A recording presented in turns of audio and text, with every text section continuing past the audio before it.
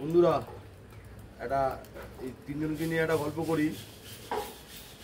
আমরা এই কবরডাঙ্গার বাড়িতে মাসে 3 থেকে 4 বার আসি, বেশি আসতে পারি না কাজকর্মের জন্য।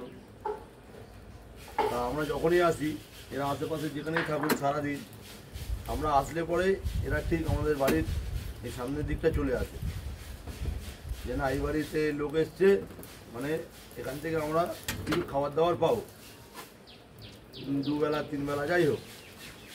আর আমরা যখন এখান থেকে বাড়ি যাই, তখন এরা এখান থেকে 2-250 মিটার দূরে, এখান থেকে 2-250 মিটার দূরে মেন রাস্তা, এরা আমাদের মেন রাস্তায় ছাড়তে যায়। এই হচ্ছে এদের ভালোবাসা। আর কিছু শ্রেণীর মানুষ আছে যে কিছু না বুঝে শুনে এদেরকে আঘাত করে, এদেরকে মারে, লাঠি দিয়ে মারে, ইট পাটকেল ছুঁড়ে মারে। আরে এরা তো বাচ্চা, এদেরও তো ব্যথা লাগতে পারে, তাই না বাবা?